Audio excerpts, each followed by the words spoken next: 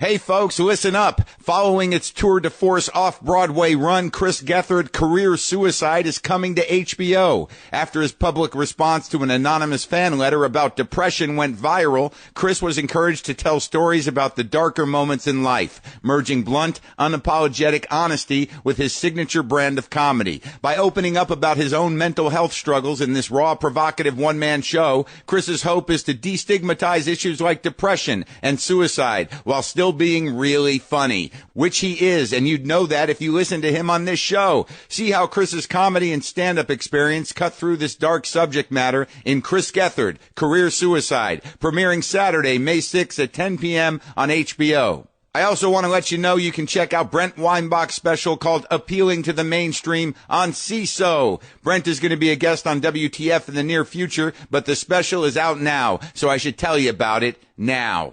Go watch Appealing to the Mainstream on CISO or at CISO.com. All right, let's do the show. Lock the gate!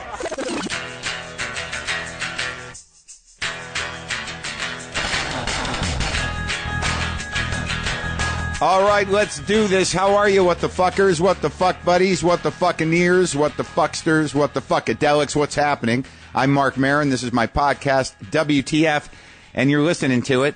I'm now sitting in a hotel room in Minneapolis. This is coming to you on Monday morning, but it's Sunday morning for me, and I am waking up after recording my new Netflix special, Too Real. How do you like that? The Mark Maron Too Real tour just came to a head last night, doing two shows to record a special for Netflix here in Minneapolis. And I know I've been talking about it. Obviously, if you listen to the show, you know we were moving towards this. But I gotta say, it went pretty fucking good. It went, I want to say I'm proud of myself. I'd like to say also that, I did my job, and I enjoyed it. I want to say all those things because they're all true. There was a lot going on, but I'll tell you about it. Today on the show is Mark Mothersbaugh, who many of you know from the band Devo. I was pretty excited to talk to Mark. Again, this happens sometimes. Yeah, sure. I love Devo. Who doesn't love Devo? Devo is very important in the life of some people. People my age remember the Devo thing when we were younger and kind of followed it through. But, Mark has done a lot of stuff and has a lot of stories and is a really kind of a genius guy. So I was happy to talk to him. And also, I want to say, if you're not signed up for my mailing list, you should go do that.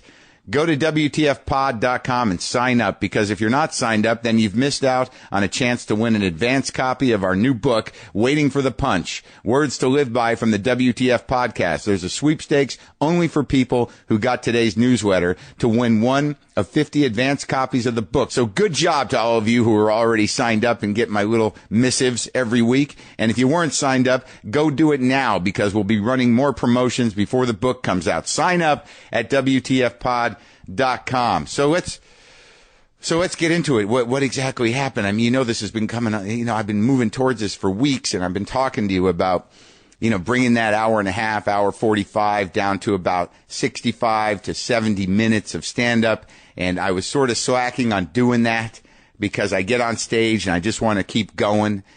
And I don't know, it locked in over the last few days, these Midwest shows. For some reason, there's good reason. I love playing out here in the Midwest. The shows leading up to the show, I did at the Orpheum in Milwaukee, which is an amazing theater, and their dressing room is probably the best dressing room ever. There's a whole common area. They've got records. They got a record player. They got an espresso bar. They got separate rooms where you can hang out in. The theater's gorgeous. The staff is amazing.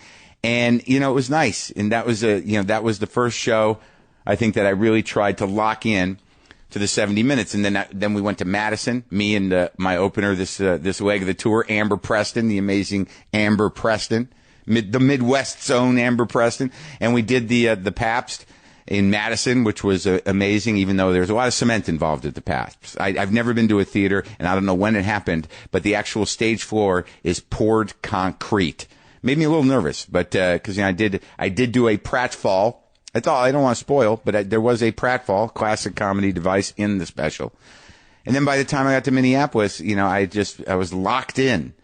And I rented a car, we drove across, drove 4 hours, and I knew that the crew and everybody involved with the special, from Netflix to the local crew to the guys they brought in from Chicago and wherever to do their jobs, had one day. They couldn't load in the night before. They had to load in that morning and put this whole thing together in one day. And it just always amazes me how a good crew can just pull this shit together. You're dealing with a blank canvas, an empty theater. The lighting design was great. The sound sounded great. The set looked great. It was to show up at 11 in the morning and nothing is built and have that moment of like, oh man, I didn't have that because I knew they would get it together. Lynn Shelton directed and it was just like wrangled all. I mean, it looked fucking great. It was at the Pantages here in Minneapolis. And it was exciting. And I got to be honest with you, I wasn't freaked out at all. I mean, this is I don't know, not including half-hour like I did a half hour for HBO back in 95, but my record's not sold out, tickets still available, final engagement. This has to be funny, all leading up to like Thinky Pain, which was an album, and my first hour plus special for Netflix. I did more later, another hour plus special for Epics. And then this one, it's a lot of work. Like sometimes I just have to say that shit to look and, see the evolution over the past however long I've been doing this, more than half my life. Let's not get hung up on that. I want to talk about the special. But first, we're sponsored today by Stamps.com. Stamps.com will save you time and money, both of which you can use to grow your business. I can mail any letter, any package, using just my computer and printer, and the mail carrier picks it up. Avoid the hassle of the post office and mail everything from postcards to envelopes to packages, domestic or international, all of it. All you have to do is create your Stamps.com account in minutes online, and that's it. There's no equipment to lease and no long-term commitments. Just click, print, mail, done. Unlike the post office, Stamps.com never closes, so you can print postage for letters or packages at your convenience 24/7, 7 days a week. If you're running a small business, you need options that are convenient, simple, reliable, and flexible. Stamps.com is all of those things. Right now, you can get as much out of Stamps.com service as we do with a special offer that includes a 4-week trial plus postage and a digital scale without any long-term commitments. Go to Stamps.com, click on the microphone at the top of the homepage, and type in my code WTF. That's Stamps.com. Enter WTF. Stamps.com. Never go to the post office again. So, I don't know, man. It's an amazing thing to accomplish, really, to be able to do your job and have these things happen because you've spent so much time doing your job. It's a little, difficult now because of the political climate and what you're up against on a day-to-day basis, coming through your phone, coming through your TV, coming through just the fear and or anger, just knowing that while I was doing my show, the president of the United States was doing one of his lie, divide, and terrorized, hate your neighbor road shows across the country. The press was doing their show for, to establish the fact that facts are important and we should celebrate that. And I was doing, my little self-involved mortality-themed special here in Minneapolis. And it was really amazing. I think primarily because, I know my job and, I pulled the set together and everybody worked to make it happen. And it was just stunning. And I chose Minneapolis because people in Minneapolis have a long tradition of live performing. They're decent people. They're respectful audiences. The audience was amazing. My fans are amazing. They're grown-ups, even if they're kids. And I don't mean kids. I mean, in their 20s. I attract a certain type of person, and they know how to sit and behave and enjoy and be polite and be attentive. And and Minneapolis is all about that. I've always loved this city, and I'm glad that I did it. Not in the winter, but I'm excited about it. I guess that's what I'm trying to tell you people. I'm excited about it, and it went well, and I was calm, but I did have that thing, and this happens. I think the first show that we taped might be a little weird, so I don't know which show we're going to use because they were both solid, but I kept my emotions in check. I was level-headed. I was underplaying the whole experience so I could just show up and do it. And when they brought me on stage, I was overwhelmed with emotion and fighting back tears again. It happened to me at Carnegie Hall. It happens. I don't know if it's big events that I've tried to make not big events in my mind, but I had to struggle in that first minute not to cry on stage. And I don't know what's that about. It's not a bad thing, but it kind of upended my plan for how I was going to open the show and the tone I was going to open the show in. So I did my first 45 seconds trying not to cry, but it was good tears. It was good. And, I don't know, man. It just went great, and I'm proud of it, and I'm excited for you guys to see it. Listen, I know it's tempting, but you can't rely on the apocalypse. You have deadlines to meet, projects to finish, and staff to hire. No one can actually guarantee when the end times are near, so you've got to get stuff done. And that means you need to hire the best people for your jobs without wasting your time on dozens of job sites. So just use ZipRecruiter to immediately post your job to more than 100 sites. You can also post to social media sites like Facebook and Twitter. Post once and watch your qualified candidates roll into ZipRecruiter's easy-to-use interface. And ZipRecruiter already has 9 million resumes you can search in their database. Find candidates in any city or industry nationwide. No more juggling emails, no more calls to your office. Quickly screen candidates, rate them, and hire the right person fast. And if you have any issues, get in touch with ZipRecruiter support staff immediately. ZipRecruiter has been used by more than 1 million businesses. Find out why by going to ZipRecruiter.com/Maron. You can post jobs on ZipRecruiter for free right now if you use my code. That's ZipRecruiter.com/Maron. Get staffed up, folks. So at the end of the taping, we had the crew out. We did a picture, and Lynn and I had ordered just a shitload of donuts and pizza and sandwiches. So, I'm trying to be healthy. But man, when you get done with a big piece of work, and, you get off stage and you walk into that dressing room area and there's just a firing squad of donuts and pizza, you want to be part of that. So that's another reason why I'm a little tired. I think I've got a dough hangover. But again, thank you, Minneapolis. Thank you, Netflix. Thank you, the crew that did it. Some guys who were, worked on my last special, set designer and some of the camera guys and Live Nation. Thank you, Lynn and Avalon, my management, and Kelly at Avalon, David. I'm not accepting an award. I just want to acknowledge that a lot of people have to come together for me to do my little selfish thing, and they did a great job. So, Mark Mothersbaugh. I was nervous about this because, he's done a lot of stuff, and he is sort of an inspired and interesting person, but he's very talkative, and it was kind of an amazing conversation.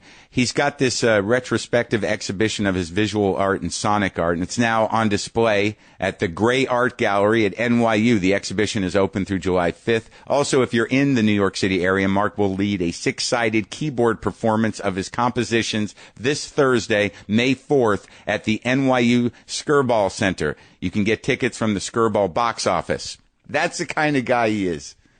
This is me and Mark Mothersbaugh back in the garage.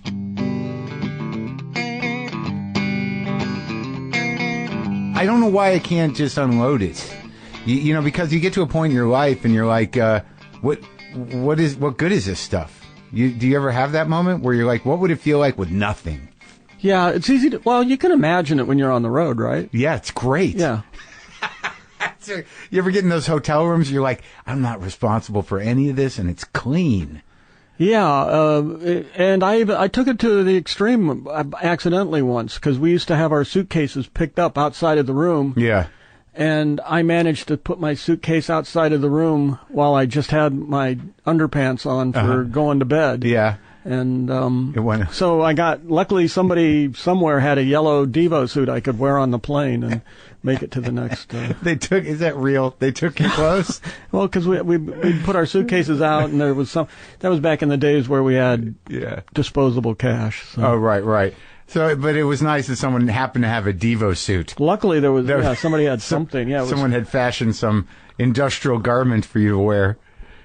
So, this show it's a retrospective, right? Yes. Of everything Mothersbaugh. Well, it's art related.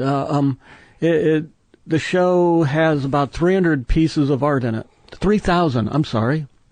Isn't now? But wouldn't you consider everything you do art related? Really? I mean, wasn't that how it sort of well, I mean, maybe I'm not talking about you necessarily jobs, but yes. I mean from the inception of your thing, it was an art compulsion, yeah? Yes, that's correct. So, like, I would think that even earlier Devo performances, if not, most of them through the beginning, were somewhat performance art pieces. Well, we thought we were, tell you the truth, we thought we were an art movement. Sure. So we thought we were Art Devo. Right. And we were art students. Devolution. And the music thing was part of it, but it was almost accidental, because we thought we were interested in all the art movements that happened in Europe between World War I and World War II. So we loved agitprop. Yeah. And we loved the stage performances that included visuals and music and motion and theater and politics. Yeah. And we thought that's what we thought we were doing. We thought that was where we were going. And then you get a record deal, and then you find out there's other people that have ideas too of what you're doing. And, sure. And they want to box you in and make some money. Yeah, and you end up going down these paths that were kind of not totally intended. Right. Well, that interests me, though, the sort of inception of everything, because you grew up in what part of Ohio? Akron. We were the rubber capital of the world. We were good. At the time, and for tires and things. Tires and all things made out of rubber. Yeah. And soles. And so that was. So we were a wannabe. Like Cleveland was kind of a Detroit wannabe. Sure. We were a Cleveland wannabe. And it was just you and your brother? 2 brothers and 2 sisters. And that's a lot. Both my brothers were in the band originally. So when you're growing up, what was your dad doing? Was he in the rubber business? Well, kind of everybody is in a way, even if they're not. But he was a salesman. And, he was kind of like, he had kind of like a Dale Carnegie, he was America is a land of opportunity. Sure. Kind of guy. He had a really great, who he reminded me of in a way is Timothy Leary. Really? Except for industry. Except he was not acid. He was a different, but I mean, they were both like super positive guys. Charismatic. Charismatic and the kind of, they were both the kind of people that would look at people at a party in a room or something, and they'd shake hands with the guys that were the most important, but they'd also go check out the people that were just wallflowers and they'd talk to them and strike up conversations. And so he had a hustle. He was a good salesman. Yeah. So like the shift because it seems to me like in looking at this stuff and growing up with the first few records in high school, I remember when the first one came out, that you seem to define like this. I don't know what you would call it. I have a hard time labeling it, but it seems like what Devo stood for and the aesthetic of Devo kind of changed culture a bit, and certainly music. Like there was this sort of industrial Americana thing that you seem to kind of like. I don't know what to call it, but it seems to be referenced in exactly the world that your father came from, and kind of turning it on its head a little bit, just visually and otherwise. Yeah. I mean, this is like old territory, but you probably know I went to Kent State, and we were parts of the shooting, and that kind of really affected us. And, let's get there, because I'm sort of obsessed with that right now, because I've seen things about it lately. Yeah. But when you went before you got to Kent State, I mean, it's the early '60s, right? When you're growing up. Yeah. And like the entire culture changed. The hippie thing happened. And like, when you were in high school, what were you gravitating towards? before the shift. Well, I was an artist already. I knew I was. When did you find that out? I was 7, and I got a pair of glasses and found out I'd gone through 2nd grade legally blind, and in one day I put on a pair of glasses and I saw things I'd never seen before, including clouds and telephone wires and house. It went on that long? Yeah, and that's not uncommon. That's actually pretty common that kids can function fairly well. Yeah. And then all of a sudden you find out, well, they've been doing this without really being able to see anything, or at least, just light and dark and colors and things like that. But if you use sound, you can like guide yourself. Yeah, and if you come up and you grab somebody by the face to look at them, they just think you're crazy and need Ritalin or something probably. But it's, once you've made an identification, then you know that pink and blue object is Granny walking around. Right. You can name the shapes. But I knew that. But that's when I decided I was an artist. When you could see clearly. Yeah. That moment. Yeah. What in that moment did you think your art was going to be? Okay. Well, here's what happened. The next day I was back at school, and my school teacher, who had been spanking me because corporal punishment was very popular in I guess that was 1957 or 58 or something, whatever year it was, and spanking me every day and putting me in a corner and sending me to the principal's office. She's looking over, and I had never seen trees before. I'd only knew the part that was attached to the ground that if you could run into. Yeah. And she said, "You draw trees better than me." And just saying that, it was the first time she'd said something nice to me. So. Right. So it was like, that made me think, I want to be an artist. And that was it.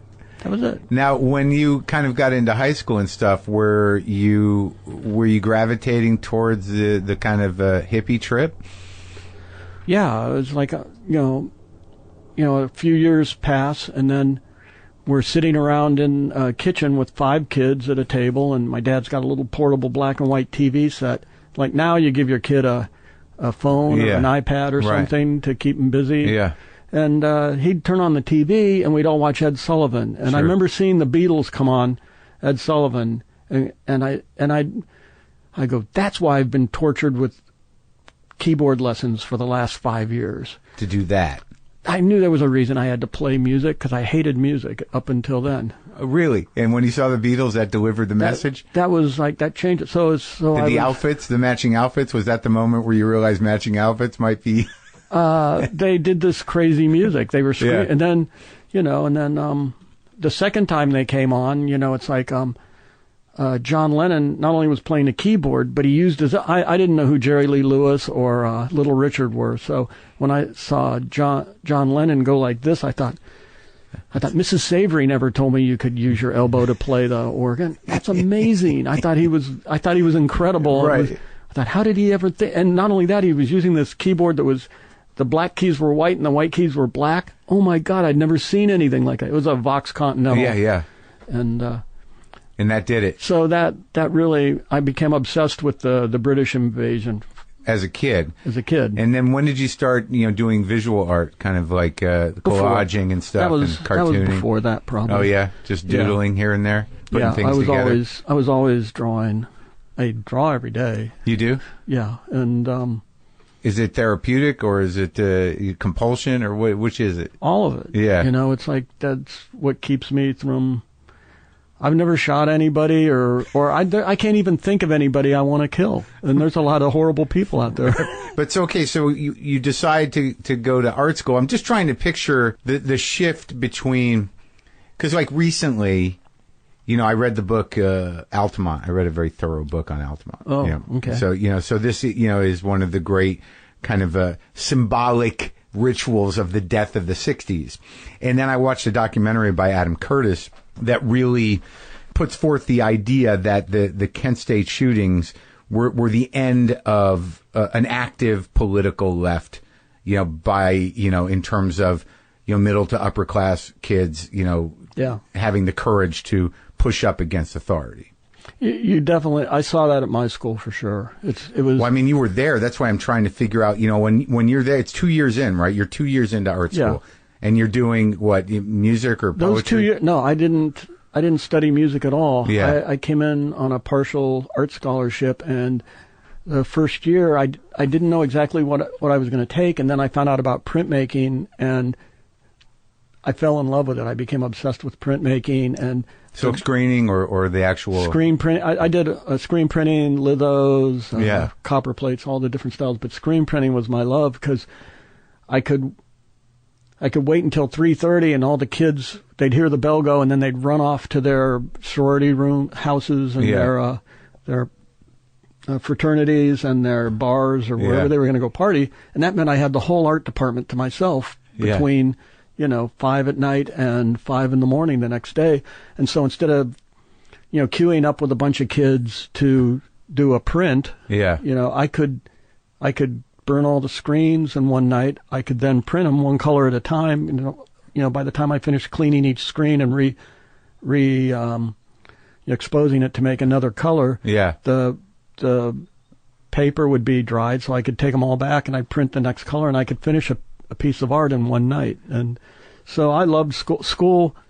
I hated school up until then. K through 12 were a nightmare because I was somehow the kid with a kick me thing written on my back permanently. You didn't have any friends?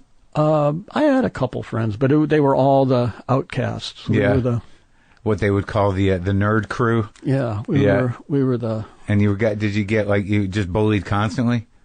Yeah, pretty much. That was pretty much it. It just somehow I fit into that. I had the right look. I combed my hair down like the Beatles instead of back like Elvis Presley, which kind of was upsetting the status quo. The status quo, and did you build up a resentment over that? I mean, were you quietly raging? Well, there wasn't any way to. I had no way to. I tried fighting back. I got held down and had my hair cut off a couple times, and one time I had a fork and I stabbed a kid in the arm, and that didn't help. It didn't help. The fork wasn't enough. The fork did not. It was inspirational for my enemies. So it was like I hated public school. It just turned out to be a bad experience. And then college was this whole other thing. I disappeared into the crowd. My hair grew as long as I wanted it to. I could wear whatever I wanted to wear. Nobody cared. I was invisible, and I loved that. And I could go to the art department. I could print art. I could make decals because graffiti wasn't worked out yet. Mm-hmm. So instead, I would print things on decal paper. Yeah. And then I'd dip it in water, and I'd go around the campus, like in the middle of the night, and I'd put things up on mirrors and windows. And this was just an inspired act. It was kind of my own graffiti. But there was no real. No one knew it was you. Movement. But no one knew it was you. Me. Well, what kind of stuff were you stickering? So you're way ahead of the curve on that. You might have invented that because now I get stickers every day. Like people send me things with stickers, and I'm like, I'm 53. What am I gonna do with the sticker? Actually, that's how I met Jerry Casale. He was a grad student, and I was a sophomore. And he came up to me at school, and he said, "Are you the guy that's putting up pictures of astronauts holding potatoes standing on the moon?" And I go, "Yeah, why?" And he says, "What's your interest in potatoes?" And we hit it. That was it. We hit it off. Yeah. What was he doing in school at that time? He was an art major, and he was getting ready to graduate, and was going to do a grad student show, and he liked my decals. He said, "Can you help me make Potato Man decals?" So I helped him make Spudman decals, and we put them on. He blew up photos from his high school yearbook. Yeah. And put them hanging off of people's faces. Potatoes. And that was his senior project. And of course, the teachers thought that was immature, but. Immature, but that seems to be influenced by some of the stuff at least the Dada movement and whatever, right? Oh yeah. Like that, there was sort of a kind of absurd hilariousness to it all. That something you grapple with. You're like, is there a point? I don't know. Right, but just enough to make people think. Right. Well, then astronaut. Keep them uncomfortable. Sure. What is it trying to do to me? Mm-hmm. This art. So neither one of you were playing music yet? We were both playing music. He was in a blues band that was momentarily. He was just a little too. His sense of humor didn't click with them, so he was ousted. But he was more into the blues and played a blues bass. And that came in handy later, though. That came in great. Yeah. And what were you doing? I was in my freshman year, Yeah. I got a call from a friend of mine who was a drummer who said, hey, I met these guys. They're Vietnam vets. They were football players before they went to Vietnam. They went over there, killed people, found out about drugs, came back, decided they wanted to start a band, but none of them play an instrument. And so they're putting together a band, and they bought me a drum set. How would you like to have a B3 organ? I said, that's impossible. They go, no, come meet these guys. And I met them, and they were totally from they were probably from the world that would have been kicking my butt a few years before that in high school. But they had gone through a life-changing experience. Kind of broke them. And came back. Yeah. And Akron had changed while they were gone because the reason they were over in Vietnam was to help American business, like exploit third world countries and use their resources, inexpensive. So that so it's people started. I mean, not people. All the tire companies kind of while Vietnam War was going on, they started moving out of Akron, going to Brazil, going to Asia, and hiring people for like $12 a month instead of $12 an hour. And these guys people were getting hip to that. The counterculture and people who were... Yeah, because they came back. They thought they were going to do what their fathers and their grandfathers had done. Back. They thought they were going to work in the factory and just they thought they had a steady job, and that wasn't the case. And Akron still isn't totally recuperated from it. I mean, there are a lot of artists that came out of Akron, probably because of that. But that whole area, there's something about... there's something about what's happened in this country that is valid, that they're angry about. No, definitely, and it's been happening for years. Is sort of like what I'm getting from what you're saying. And Ohio got hit very hard, and the reaction to that over the last 4 or 5 decades has been this horrible opioid epidemic, which really started in Ohio, in southern Ohio. Yeah, I just found. Do you need out. anything, by the way? Yeah, what do you got? Nice. So you're hanging out with these vets who are kind of, pushing the edge. Right. So I was with them. They said if I wrote music, they would pay my room and board.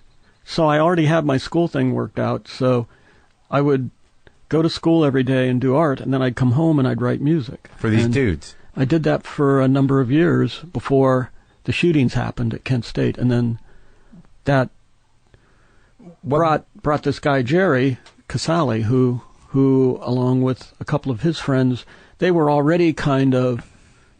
definitely conceptual artists, and he was definitely looking for something to do, and we just kind of gelled together. We talked about what we had seen happen at school. Well, what did happen? How did it? Did you remember the whole build to it? I mean, were you at the protest? I don't have an eyewitness account. I remember after the shooting. I remember FBI agents leaving my parents' house and going in, and my mom was in shock because they had pictures of my younger brother, who was, I think, a junior in high school at the time, had hitchhiked to Kent and was.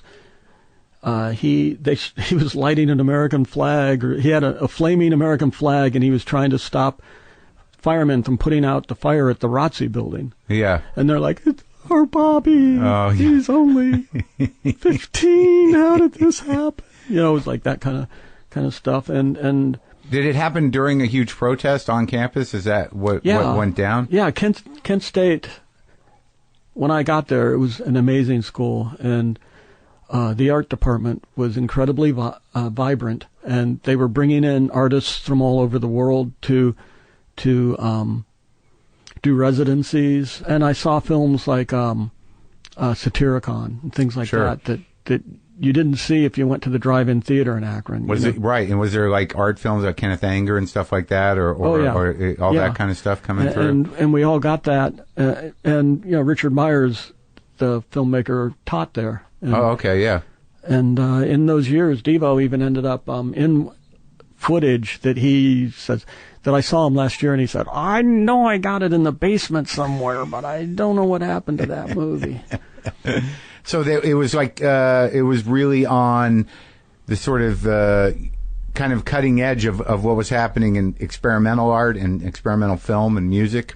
Well, yeah, Kent was. It was beautiful. And then after the shootings, they closed the school for about 4 or 5 months. And when we came back in the fall to start school again, it was a totally different atmosphere. It was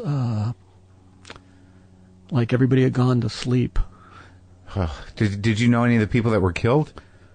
No. As a matter of fact, some of them were just people that were not even part of the protests that just happened to be walking by. And do you remember that day? Were you there? I remember armored vehicles going down the street and them going, "Leave the city. Leave the city now." And it was shocking. They just closed down the whole school. And then the guard started shooting. They shot first. That was the. That was they their shot excuse. first, and then they closed things down. Yeah. Oh my God! I mean, like I can't. The reason why. When the politics changes as drastically as it has now, that that you forget that was and is part of our history, and most of us have not seen that. And you saw it. That was here in America. That was armored vehicles, and that was killing kids, in as a reaction to political activism. Right. There was nothing happening that was threatening any of them. It was just the governor just didn't like there being any lack of control for him, and he wanted to just show a lesson. How did it affect you personally? Outside of the school closing, I mean, you were there in this, a free zone of creativity, and then this shit just kind of, the hammer comes down in the most extreme way. Well, as artists, I was collecting things like, right about at the same time, I had got invited to a free dinner at a church. And a free dinner sounded great, and I got in a car with these people, and we drove up to Cleveland, and we went to a steelworkers union hall, and there was it was a big cafeteria, and everybody got a free meal. I thought, oh, great, this is great. And then afterwards, somebody stood up, and they started talking about the end times, and I went, oh, okay, now we're going to pay for dinner. And this guy started talking about how the signs were becoming more and more prevalent, and that we were getting closer to the end of planet Earth, and and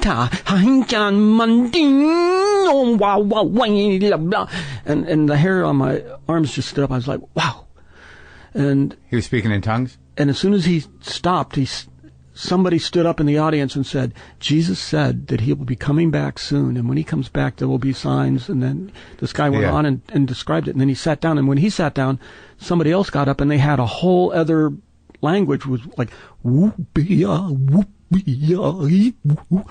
They had their own really intense, nonsensical, non-literal, guttural noises, and somebody stood up and deciphered that, and that happened about half a dozen times. And sounds and the interpretation of sound. Yeah, and then they broke us up into little groups because they were trying to, because it was a recruitment thing, and so they went around a circle, and they got to me, and I didn't know what to do, so I just kind of emulated Fred Flintstone and went yabba dabba doo, yabba dabba doo a couple times, but because I was just not prepared for where I was, but I left there very impressed. And I remember walking, because I lived in downtown Akron at the time. I remember walking, and I heard this homeless guy, like ranting, and it made me stop, and I went over to listen to him because I was thinking, where is this coming from? There's something where people are relinquishing their intellect, and they're embracing something nonsensical, that they're looking for something spiritual. And I was curious. I was thinking, well, wait a minute, there's only 10% of our brain that works in this language. Maybe there's this other language, maybe that has something to do with the other 90%. And I started paying attention to ranters and to speaking in tongues became interesting to me. It became something that I thought might be a clue as to who we were and why we were here. Yeah. And what'd you ultimately figure out? Okay, here's what I think. Yeah. I think the 10% of our brains that we know about, it's a nanny for the other 90%. Sure. And it's like it has to do all the stuff like get dressed and make sure you... Process. Yeah. Flush. But the other 90% is the part that's like, it's like the dolphin part of the human or the alien. It's the part that might still have telecommunication powers or might have fourth dimension powers or might... So, of course, it's really selfish if that's the case, though, because it's not sharing much of that information with the other 10% that's in charge of things. Or the other way, the nanny is not allowing it to connect. There's something dysfunctional. An adversarial relationship between the dolphin and the nanny. And what you end up with is just this kind of unnatural, dysfunctioning species that is like dangerous to the rest of the planet. Yeah, and driven by habit and fear. Yes, I agree. Habit and fear. Habit and fear. Yeah, don't break the habit, or the fear is unleashed, and don't let that guy be different. Exactly. So even with Devo, you know, and we decided we wanted to be music reporters, and we did that with our art and. Well, when did the vision happen? Like, you know, you have this moment, you know, the Kent State shootings happen, you find yourself in a strange church, you're now, that kind of, you know, blew your mind in terms of, you know, what do we really know about who we are and how our brain works? So when does the mission of Devo start to kind of manifest itself? I think the first bits of it were happening in 1970. I think it was post shootings, and it was us all talking to each other. And it was you, Jerry, Bob, my brother. There was a Bob Lewis, who was kind of he was interesting because he was like he knew, he was like Mr. Encyclopedia. I liked him because he had stuff. A lot of information about everything. But then my brother was kind of, him and Jerry had this kind of more energy where they, like my brother Bob was kind of like he was a guitar player, serious. You know, that's what he was about. You know, and this other stuff, whatever you think. You know. Yeah. He just wanted to play guitar. I lit a flag on fire and got in trouble for it. I don't care. You know, and then my brother Jim, who was our first drummer, we started talking about drum sounds and what we wanted the band to sound like. And I really wanted to, I didn't want to be a rock and roll band. I thought we were like this art movement anyhow, and the band part of it was just part of it. Right. And I said, you know, we need modern sounds. I was thinking of like the futurists in Italy that were like adding foghorns and you know, electric motors to orchestras. Yeah. And I thought, well, you know, we need mortar blasts, and we need V2 rocket sounds, and we need ray guns, and we need sounds that come from our culture, you know, to add to our music. And my brother Jim invented maybe the first electronic drum set. He definitely, he worked at a Midas muffler shop at the time, and he took tailpipes and built a stand, and then took practice drum pads and added acoustic guitar pickups to them, and ran them through fuzz tones and wah-wah pedals and echoplexes and ring modulators, and he'd play drums, and it was the most god-awful, awesome, incredible sound you ever heard. And but he became so obsessed with the electronic thing, he became so into electronics that he then started circuit bending, and there was no such word as that at the time, but he started manipulating all of our synths and our amps and everything electronic. He would play with it and make it do things it wasn't supposed to do. And he lost interest in drumming and just became interested in that. And that was the start. And we were like, at the very beginning was probably the most of an art band that Devo ever sounded, I think. And some of those recordings are available, aren't they? Oh yeah, I'm sure. Yeah, I think just about everything is out there in the world. If it was out there, yeah. If it was recorded somewhere, it's probably out there. Yeah. And so it had nothing to do with songs or hooks or anything. It was just, expression and integration of sounds. Although, we were always interested in pop culture, Sure. So we loved the idea of instead of being another Peer-Ubu, right, or another. Were they around then already? They were. Yeah. Matter of fact, we swapped clubs. They'd come down and play at the club that we played in Akron, and then we'd go up to Cleveland and play at the place that they used to play. Yeah, but they were more song driven. At the time, they became very farther out art. But they were like kindred spirit for sure. He's an interesting guy. What's that singer's name?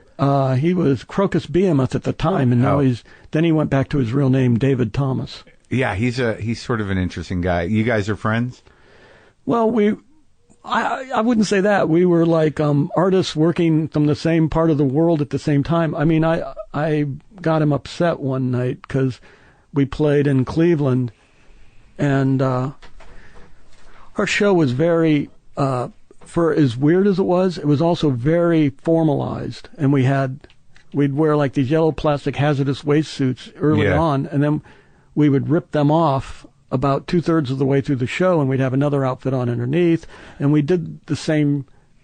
We really built the shows really tight. But the last song would be this character Boogie Boy that was kind of my alter ego, and Boogie Boy could speak in tongues. Boogie Boy would do things that we never knew exactly what was going to happen. The other 90%. And so just one night, Boogie Boy, he stuffed his. I bought one of those like $3 plastic sauna suits or something that were on TV. One of those. It was like a. Ron Popeil probably sold them. Sure. And I filled it full of newspaper. Yeah.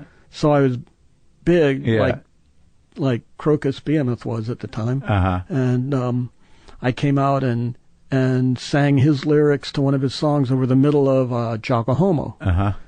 Because Jocko Homo was a song where it was like we would use that to make people go crazy. Because we'd do the "Are we not men? We are Devo" chant for a long enough so that finally there'd be some Vietnam vet who just came there because he wanted to hear Foghat and his favorite songs. Right. And after about 5 minutes of that, the guy would go, "Okay, that's it." And he'd slam his beer down and he'd come up on stage and attack us. And we loved being a lightning rod for hostility in those days. Well, it was something it seems like you grew up with.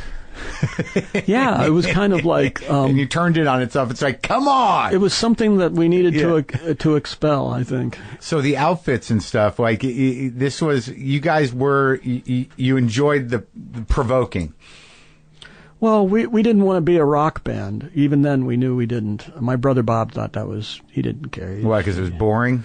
Or was we just thought it was... We thought rock and roll was over. It was like already... the early 70s, and it had been going on for like 20 years now. Wasn't it time to end this stupid stuff?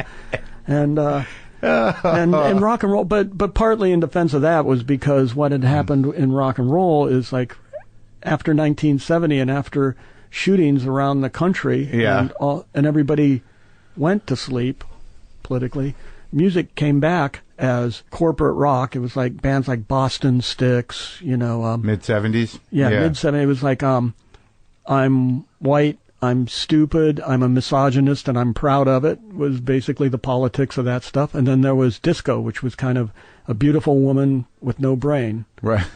And, so... You didn't want to do either of those. And so we knew that wasn't anything what we were doing. We were an art movement. We were Art Devo. And what was the intention of the movement in your mind? Like Art Devo? I thought we were like Jerry and I. We thought we were musical reporters. We thought we were art visual reporters. We were making these little films, and we were like we fantasized a Devo Vision re-education channel on TV where kids, instead of doing the stupid dances they did at Studio 54 or any of the clubs, they'd come and they'd do like these kind of like paramilitary aerobic classes. We imagined, like everybody having this whole new set of a whole new language of how to move at a concert, for instance, and how to behave at a concert. But it was unified. Yeah, The idea was that but that was the joke. It wasn't sort of fascist movement. It was no. We were saving the planet from stupidity. Yeah. At the time. And how'd that go? Well, it didn't. I don't know. If you look at what's going on right now, you'd say we were not paranoid at all. That's true. And did you find, though, like that at the time where you said you went back to school after a 5-month hiatus, and also what you're saying now about the evolution of corporate rock, did you find that sort of somnambulistic or that sleepwalking, did you find that most creative people, chose to withdraw or go inside and create as opposed to continue to sort of like actively fight, Yeah. It's like the people that were kindred spirits before, they were in shock too of what had happened, and nobody thought of that. We didn't think protesting the war in Vietnam was something that we would get killed for. We thought this is the right thing to do. Within our rights. The moral thing to do. Right. It's the intelligent thing to do. And I couldn't think of one single Vietnamese person I wanted to kill. So it was especially absurd to me. So then after that happened, and then I guess, capitalism and the market forces sort of won out and appropriated music. So you guys were working outside, off the grid, to do something new and something jarring. And how did that evolve into, getting a record deal? Yeah, it's like we were thinking, who is it out there that we respect? And, I love people that spoke in tongues, like Wildman Fisher and Captain Beefheart. I love them, and I met them, and it was unsatisfying in a way to meet them. Why? It always is, kind of. It is, yeah. It's like Captain Beefheart. I think I saved him from going to jail one day because I was over at his rehearsal at his place. Here? Out here, yeah. Yeah. And he wanted some ice cream before he went home, and so we took him to an ice cream place. And I was talking with the drummer, and we heard this woman screaming, and we look over, and she's screaming because Captain Beefheart, who's in the middle of a really hot summer, has a long black coat on and a black hat. He's like hovering over this little kid, helping this little child draw something. Yeah. And this woman is freaking out because it did look weird. Yeah. And so we went over and we pulled him off and we took him out of and he said something like, "My baby won't let me have a baby." Yeah. And we're like, wow, I can see why. Yeah. It's a good hook, though. That's a good song. "My baby won't let me have a baby." Yeah. He was impressive to watch with his band because although he couldn't write music out in anything that was even vaguely, and he could barely communicate in a way that people would play. His band members all loved him, and they treated him like this amazing, infant, messiah. And so they'd fight over, after he left, they'd fight over, what did he mean when he said, really? Here's what your guitar should sound like.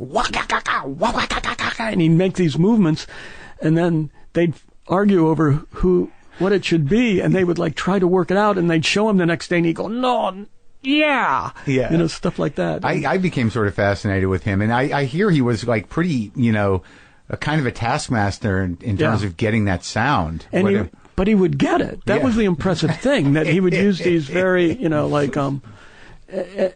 watching him actually served me well when I kind of went into the belly of the beast and started scoring films, because it made me listen to people that had absolutely no ability to talk about what they wanted musically other than to say, it's Robert De Niro had diarrhea, and it doesn't look like a love scene at all, and the woman could smell it, and it just, you got to help it out. You got to help. And help it out. And they'd just have things that, or the sky was overcast, and they needed it to be a sunshine sky. So then they say, you got to help me make it a sunshiny day here right now. And instead of like being confused, I just kind of learned how to like enjoy that part of it's kind of, in some ways, I have to say, I secretly love people that are totally inarticulate about anything musical, but they know what they want in some way, and that's really great. I love that. They know a feeling, or they know something. They know something. They look for these words, and then I get to try and interpret what they mean. You're interpreting the speaking in tongues. Yes. Yeah.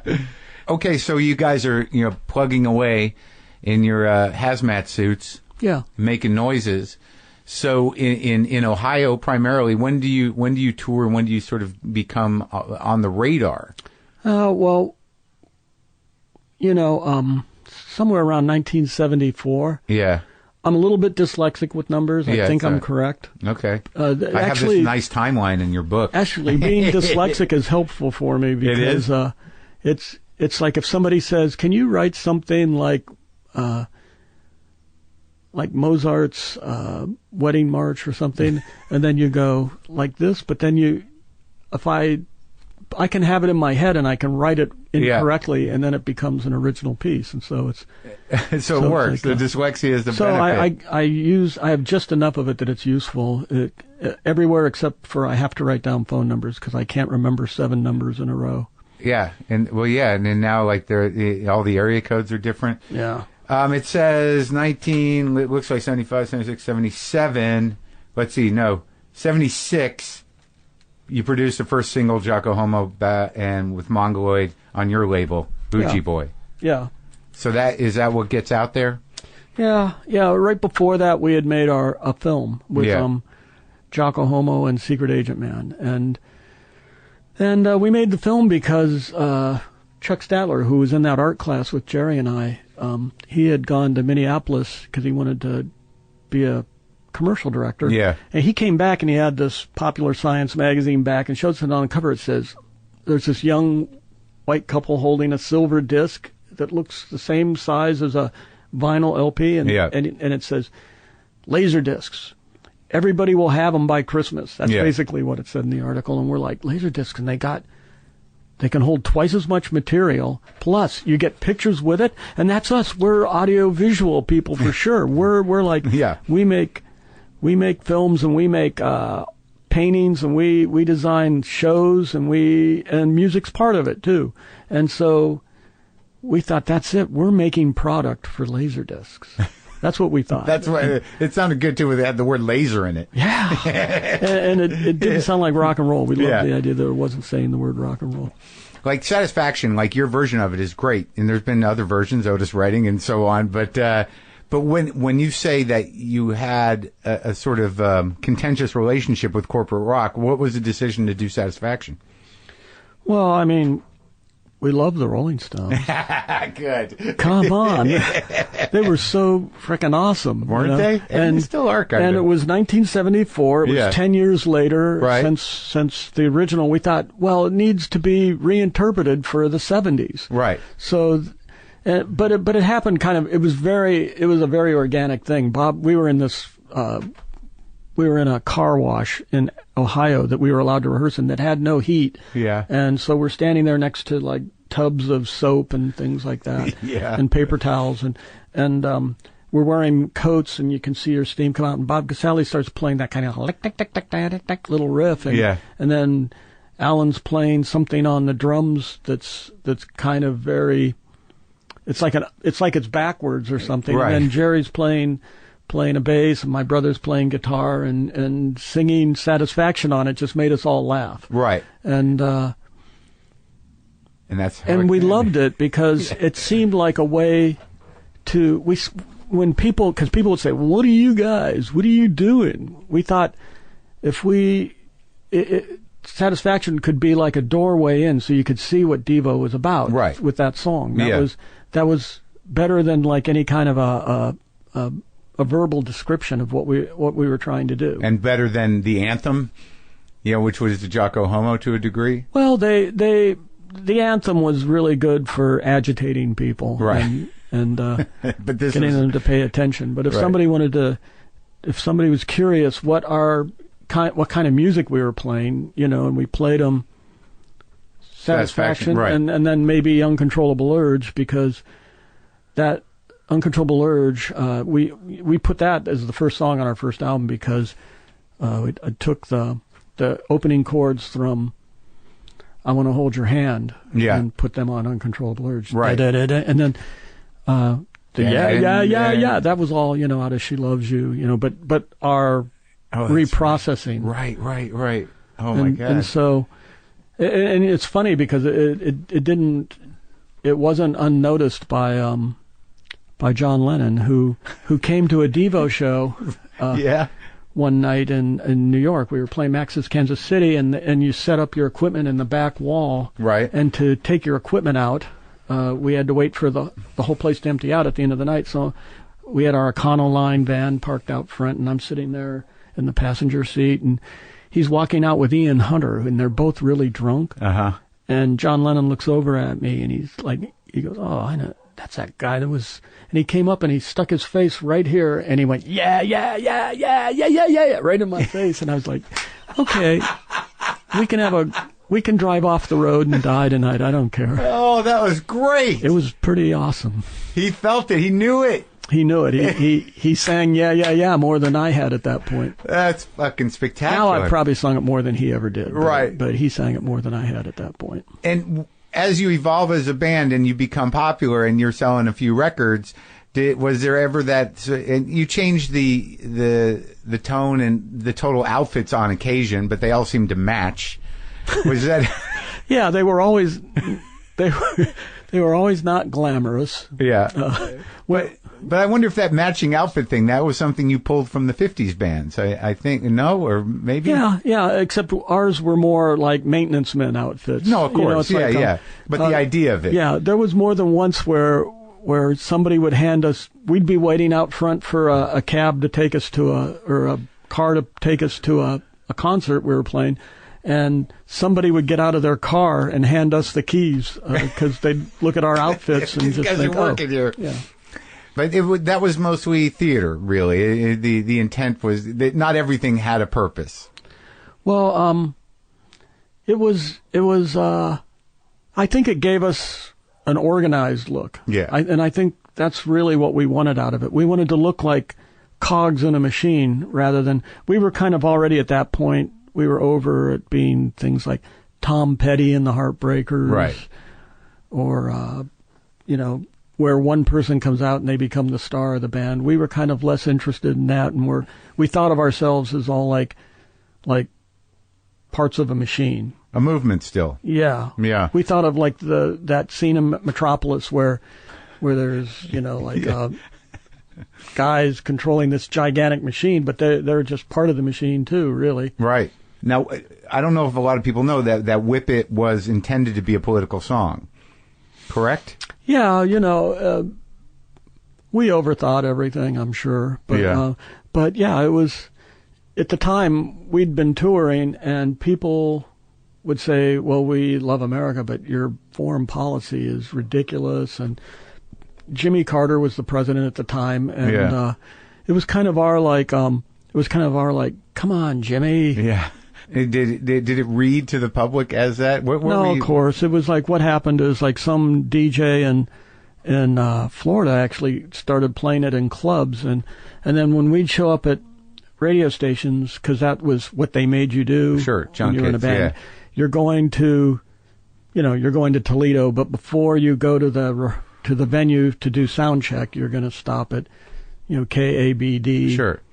Yeah. Radio, and you plug it. We'd be in. They go, I got Devo in the other room, and then he'd go, I whipped it just this morning. Yeah, right. You'd be like, okay. So then it became a jerk-off joke. Okay, among other things. Yeah. What was when you were writing that? What was kind of were you still actively drawing from other inspiration, art, and whatnot?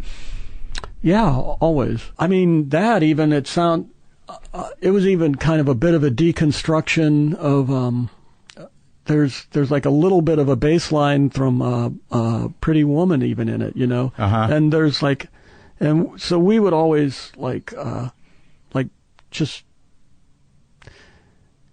sometimes we started off our songs because of an idea for a film. By that point, because we were kind of like at the forefront of that stuff. When we made our own films, unlike what became the method of doing it after rapidly, music videos instead of art films. It was this thing where the record companies would hire somebody to make a film for you. But we used to make our own because that's what we did. And so a lot of our songs started off as an idea for a film before they became a song. Oh, really? And what about lyrically? Were you drawing from poets, or did you have people that influence you? All different things. It's like I remember going to Japan when we, for our Freedom of Choice show. And I was friends with this band called The Plastics.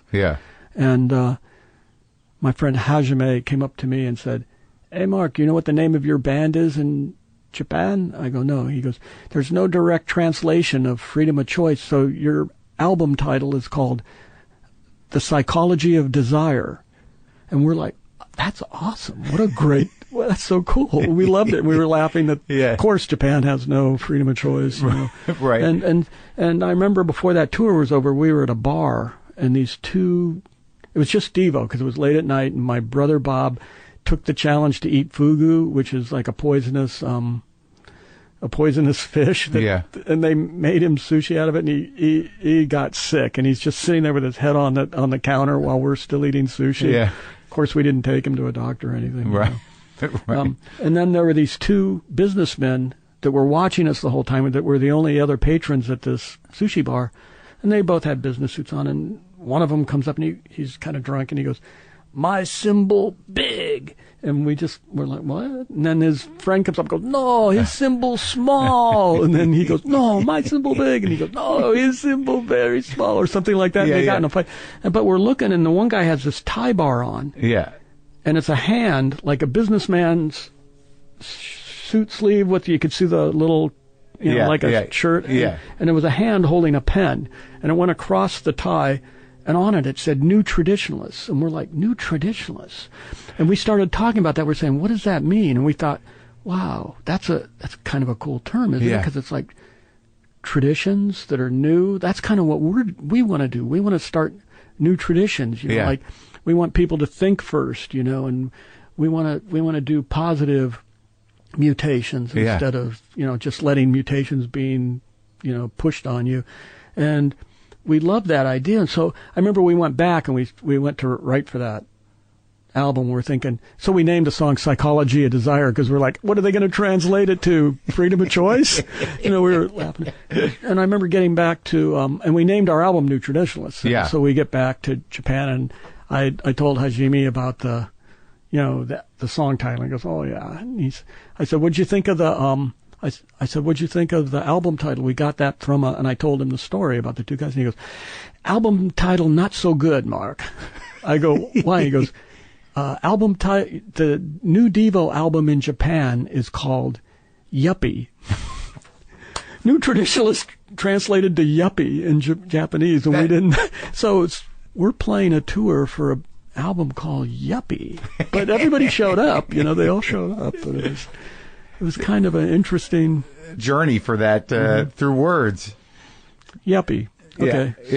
So what was there a point where you guys kind of tapped out, or felt like you were selling out, or any of that?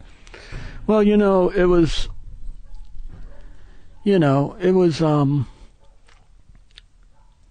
I think Whip It was like the double-edged sword for us, because the first couple albums, it was back in the 70s, record companies made so much money, and they sold so many records, and they could put out anything they wanted, and they could sell it.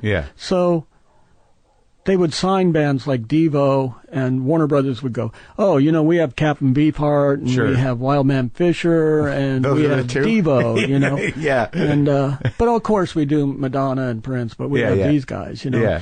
And we were just looked at as like, they just thought of us as like, well, we're not losing any money on them. They're always in the black. They're careful with they budget their money, and they don't charge us very much, and they do all their own graphics and their own artwork. We don't have to do anything for them.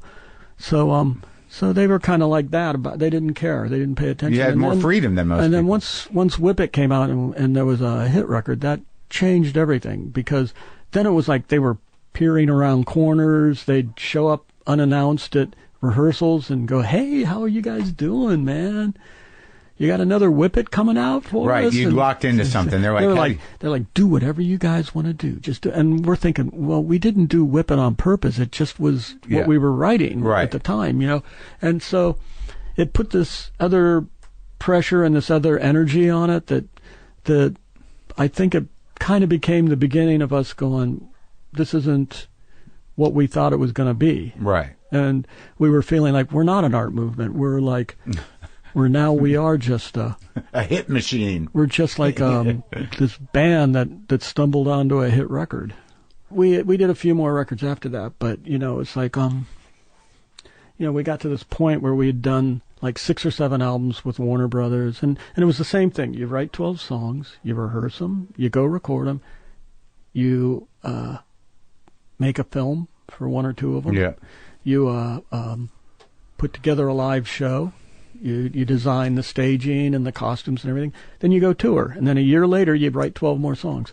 And so somewhere after we left Warner Brothers and signed with Enigma Records, Enigma went bankrupt. And in this place where we were in like a suspended animation, a friend of mine asked me if I would score his TV show for him. And I said, I could try that. I'd like to try that. And so I got to write this song with him. And who was that? Paul Rubens. I wrote Pee Wee's Playhouse theme song, and we had a lot of fun doing it. And we got Cyndi Lauper to sing it, and there was a crazy fight between her manager and Paul's manager at the recording session, and it was all kind of weird and funny. And then they sent me a tape on a Monday. I wrote 12 songs worth of music on Tuesday. Wednesday I recorded it. Thursday I had to put it physically in the mail and send it to New York, and then Friday they dropped it into the show, and Saturday we watched it on TV, and then Monday I got another tape, and it started all over again.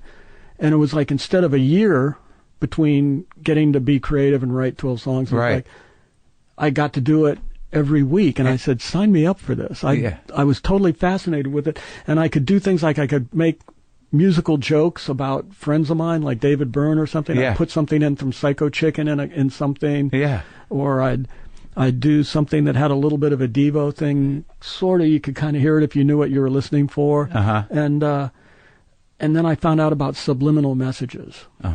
Just then? I mean, that was the first time you got hip to it? I found out that you could put them in TV commercials and nobody would know it. Nobody would stop you, I mean. Funny ones. Like for you, not for the product. Well, I put in subliminal messages like, I think my first commercial I did was Hawaiian Punch. There was a drum solo near the end that went doo-doom, doo-doom, ba-doom, ba-doom. And I went, underneath the drum solo, I just went, sugar is bad for you. And I remember going to Daly and Associates afterwards, and Bob Casale was my engineer. We ended up having a long career together doing films and TV shows together after that. But we're sitting in this meeting with the ad agency and the director of the film and everything, and I'm not that great a liar, so it's like it gets closer and closer to the point where it's going to play it, and I just turn bright red, and Bob Casale looks over at me like, we're going to get in trouble, we're not going to get paid. And it goes, sugar is bad for you. And there's this guy from Daly and Associates tapping his pen, and they're all just kind of bobbing their heads. And when it's over, he goes, yeah, Hawaiian Punch hits you in all the right places. And they all high-five each other. And we're just Bob and I are just looking at each other, and he's going, how did you get away with that? And so then we started doing it on purpose. You could hear it audibly? Well, it's like if you're not listening for it, you're not. Right. You may not. It Get may it. not. Right, okay. You may not go. Wait a second. Yeah. And it's on TV, so Right. it's not like you're going to go play it 20 times in a row. But you could hear it on TV. You're like, there it is. Yeah. Well, we heard it because Sure. we knew it was there. Yeah, yeah. And we did about, I don't know, 30, 50 of those maybe.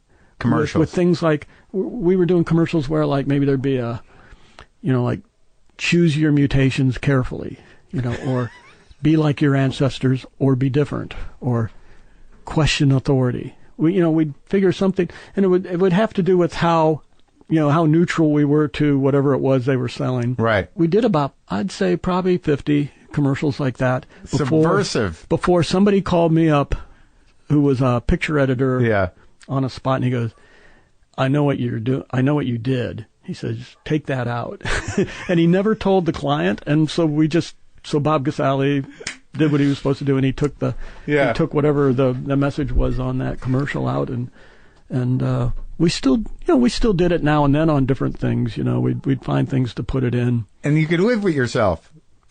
We were having fun. Yeah, that was making it like made it kind of subversive. Right, it's like you're still honoring the agenda of Devo. Well, because our thing was always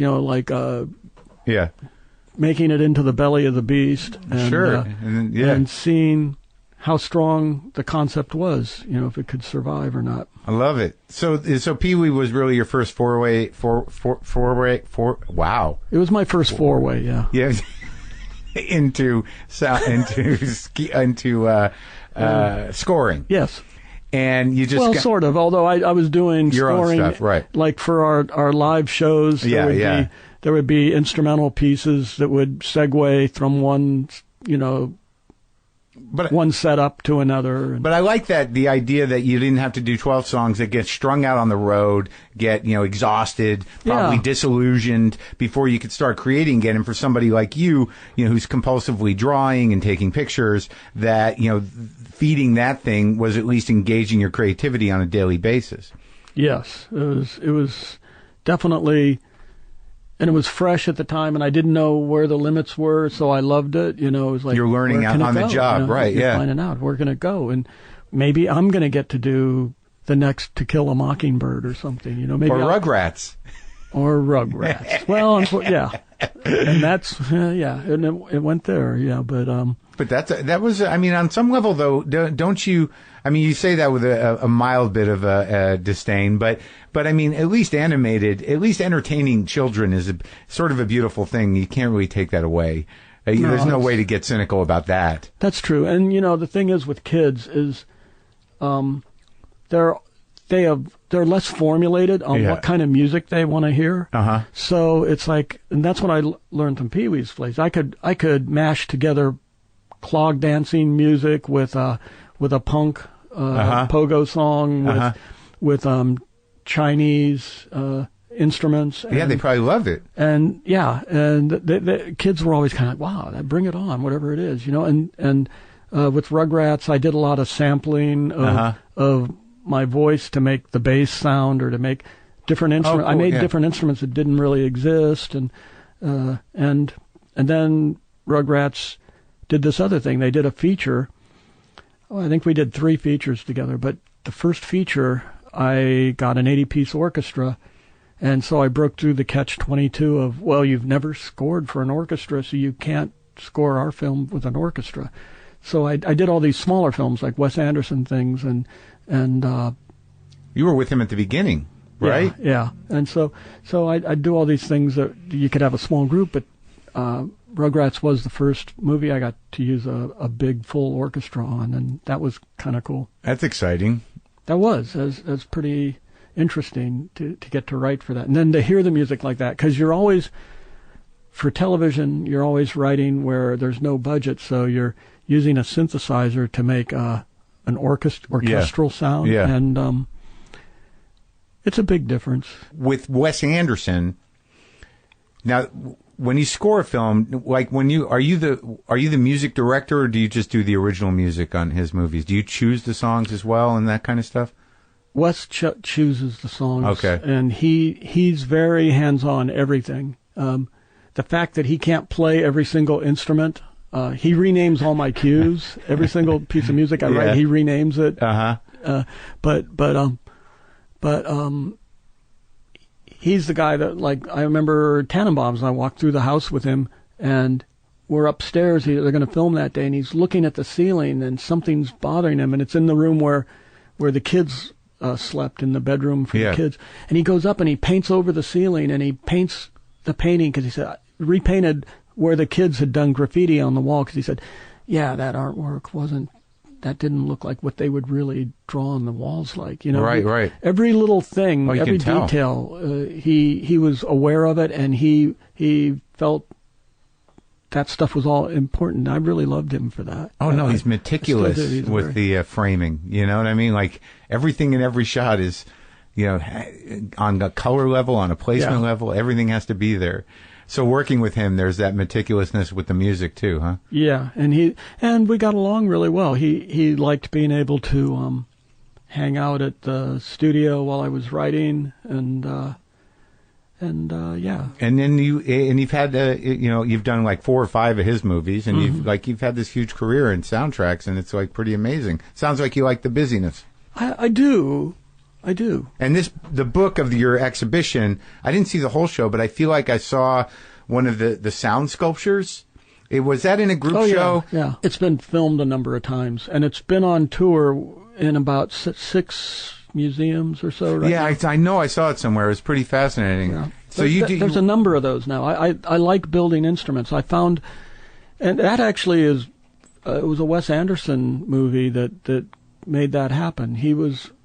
He sent me footage for Moonrise Kingdom, and it didn't have any sound on it, and it was just footage of kids running through a woods, and there were birds flying, and wind was blowing the trees, but there was, because they were just shooting at them above, they weren't recording anything, so it was silent, but you saw this movement in the shot, and so I collect eccentric music instruments and sound makers, and I have about 150 bird calls that I've collected through the years. And so I started playing some along with the picture, and then I lost interest in the movie, and I just wanted to write music for bird calls. And I started, because I was like, wow, you could program, if you record it onto tape. I'd never done that before, other than just one track as a sound effect for something.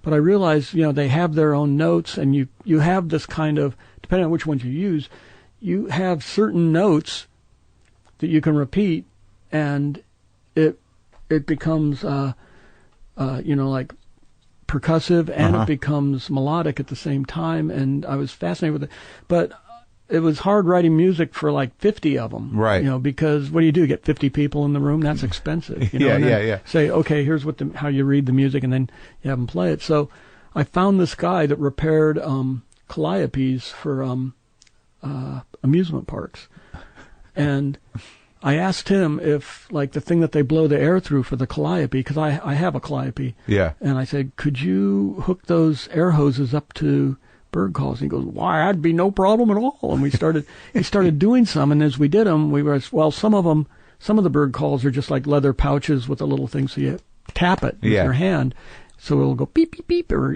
there's rubber tubes that that look like rubber shotgun shells. They have these little brass pieces at the end that when you shake it, it sounds like a flock of quail. Oh wow, yeah. And I said, well, these ones they need to shake, or these ones you need to tap. And he'd go, oh, I could do that. That's just a little mechanism. And we started designing mechanisms, and so we made this machine that plays about 50 some bird calls, and I started writing music for it, and I could write it on a keyboard then, because I was using MIDI to control them.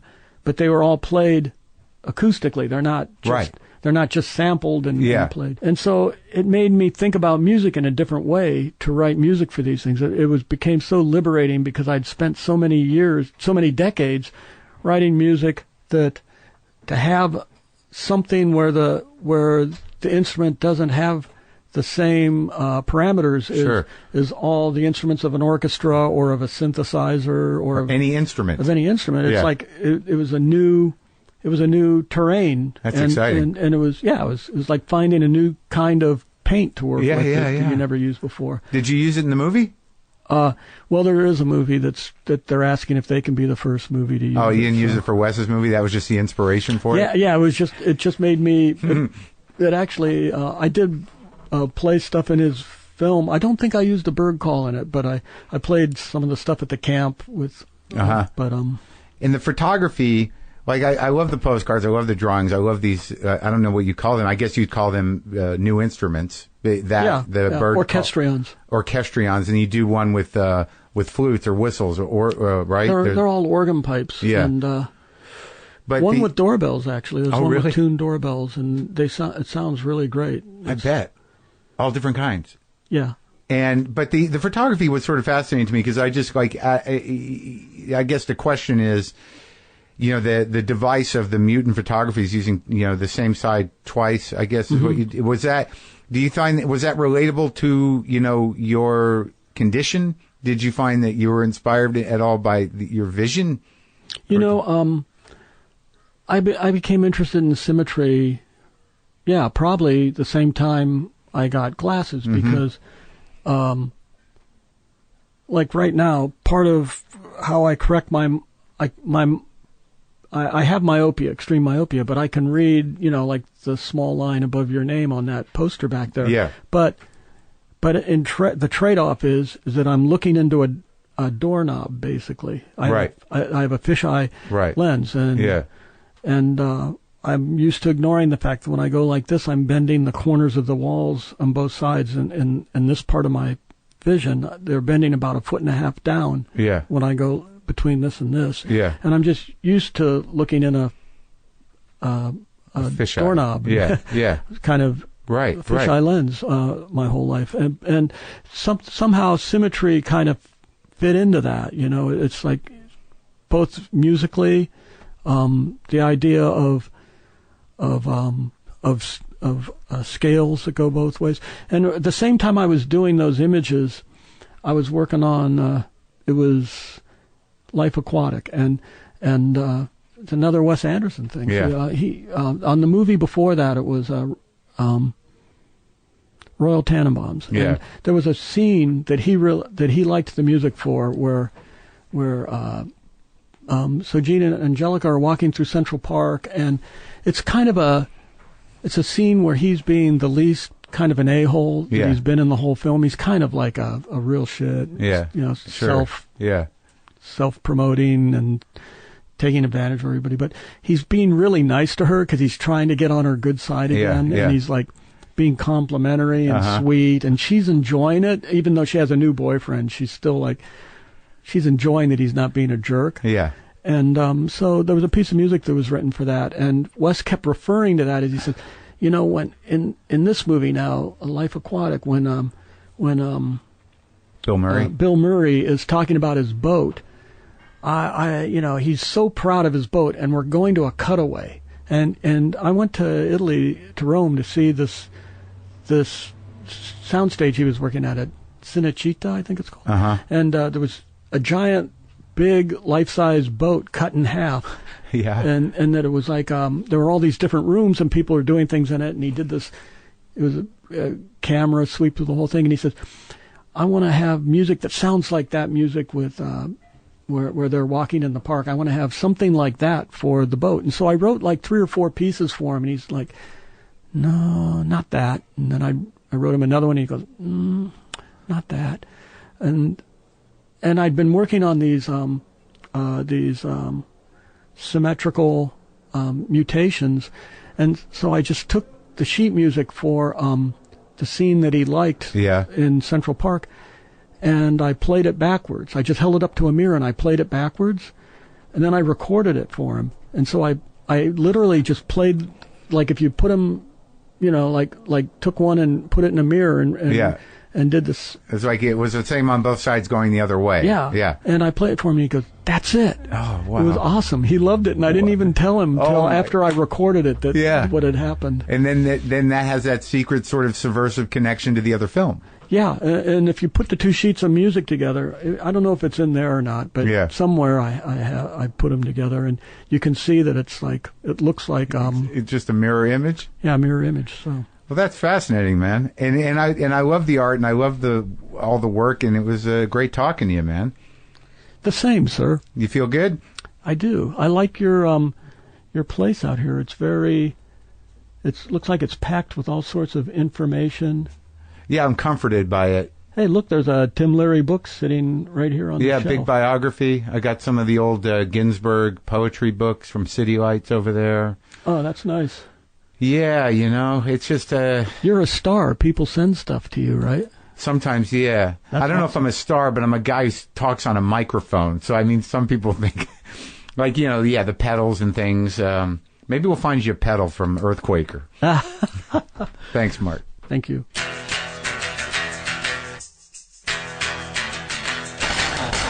Wow, quite a life, like a real artist, and it's always good to talk to real artists, a true original, Mark Mothersbaugh. Don't forget to check out Chris Gethard, Career Suicide, coming to HBO this Saturday. After his public response to an anonymous fan letter about depression went viral, Chris was encouraged to tell stories about the darker moments in his life, merging blunt, unapologetic honesty with his signature brand of comedy. By opening up about his own mental health struggles in this raw, provocative one-man show, Chris's hope is to destigmatize issues like depression and suicide while still being incredibly funny. Chris Gethard, Career Suicide, premiering Saturday, May 6th at 10 p.m. on HBO. And again, go to WTFpod.com, get on the mailing list for an opportunity for some deals around our new book, Waiting for the Punch.